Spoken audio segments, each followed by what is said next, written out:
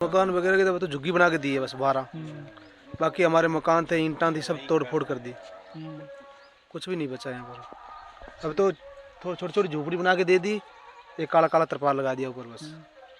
आज भी देश में ऐसे लोग हैं जो सिर्फ इसलिए अंधेरे में जीने को मजबूर हैं क्योंकि उनको बिजली मीटर लगवाने के लिए गांव के सरपंच ने एनओसी यानी इजाज़त नहीं दी है।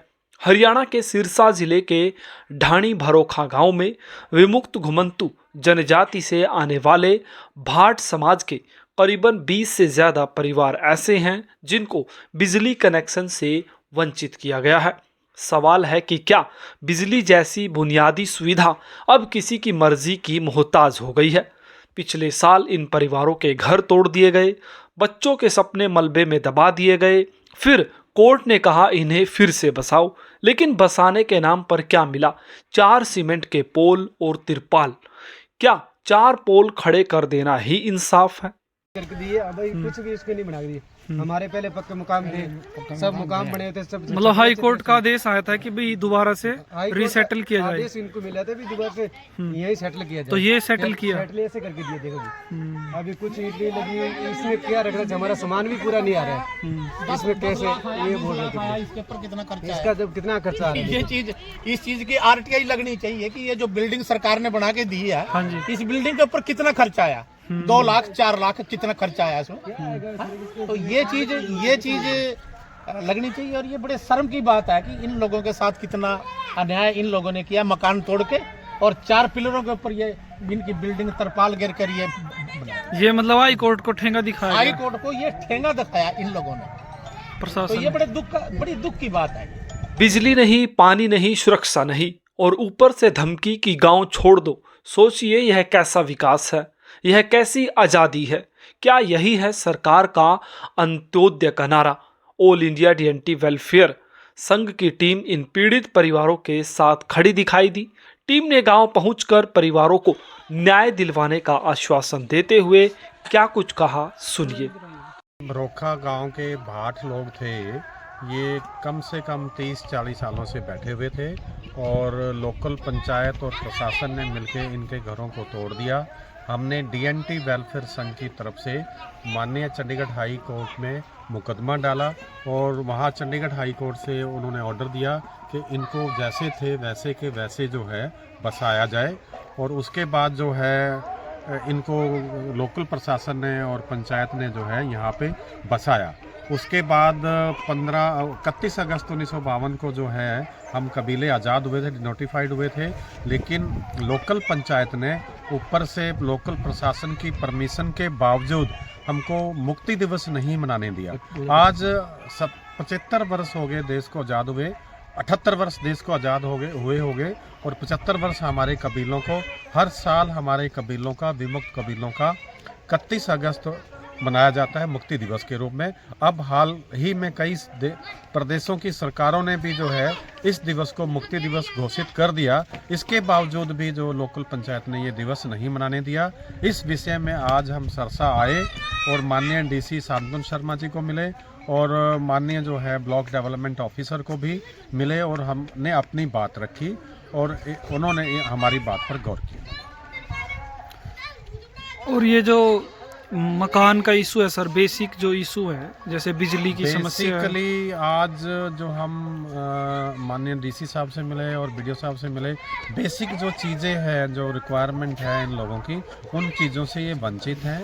तोड़ने से पहले इनके पास मीटर वगैरह था, इनका कुछ इलेक्ट्रॉनिक सामान था, टीवी फ्रिज वगैरह, और वो तोड़ फोड़ में इनका सब कुछ बर्बाद हो गया। और अब इनको जो है बिजली, पानी और ये सब चीज़ें नहीं मिल रही।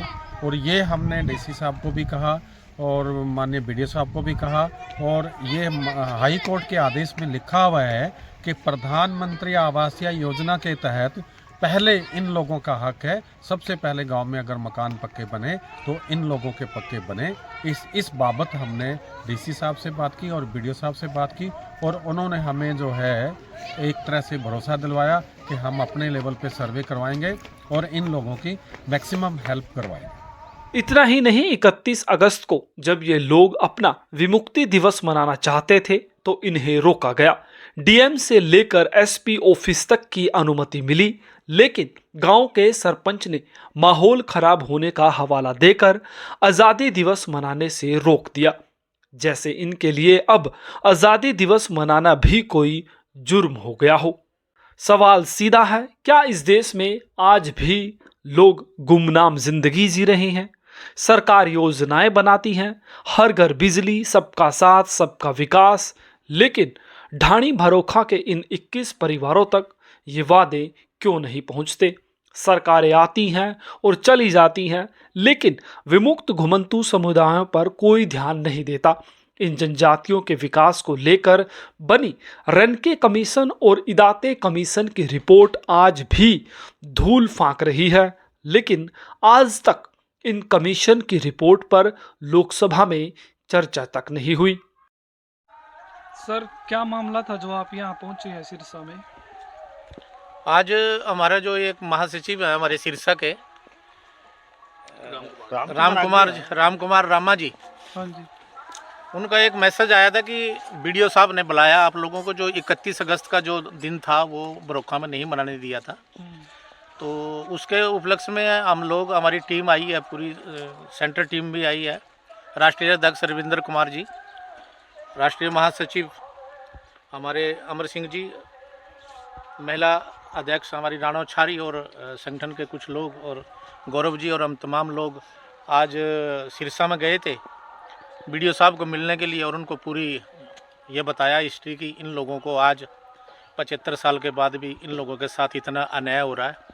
और उसके बाद फिर हम डीसी साहब को भी मिले और डीसी साहब को भी हमने ये बात रखी कि देखो, माननीय हाई कोर्ट के आदेश के बाद भी, होने के बाद भी, आदेश होने के बाद भी उन लोगों को ऐसे ही एक 4 पिलरों के ऊपर एक तरपाल घेर के एक मकान बना दिया, और उनके जो वहाँ मकान थे उनके पास कुछ मकानों में ईंटें भी लगी हुई थी और वो लोग सेटल थे वहाँ, और उनको एक ऐसा एक 4 पिलरों के ऊपर एक तरपाल घेर के उन लोगों को बसा दिया गया, जहाँ कोई बिजली का प्रबंध नहीं है, पानी का प्रबंध नहीं है और शौचालय का कोई प्रबंध नहीं है। तो डीसी साहब ने आश्वासन दिया कि ये जो केस है ये मेरी नॉलेज में पहले भी था और मुझे पता लगा कि ये केस जेन्युइन है इस केस के ऊपर, और हम इसके ऊपर पूरा संज्ञान लेकर इन लोगों को सेटल करेंगे।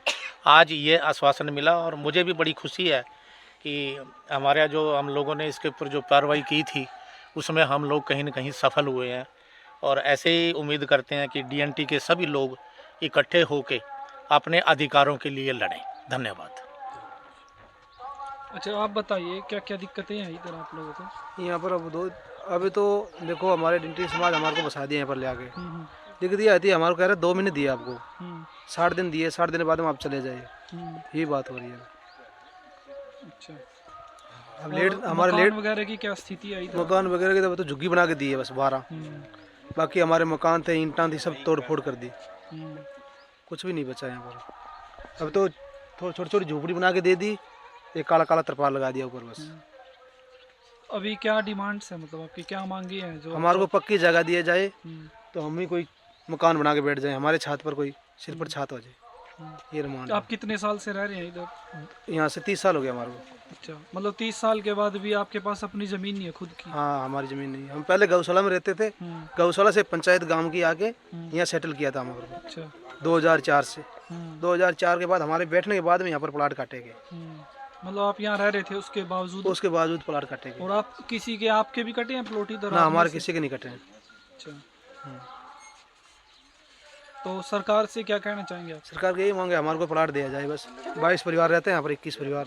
कौन सा समाज है अपना? भाट समाज। अच्छा, डीनोटिफाइड ट्राइब्स में आते हैं, डीएनटी। हाँ जी, ठीक।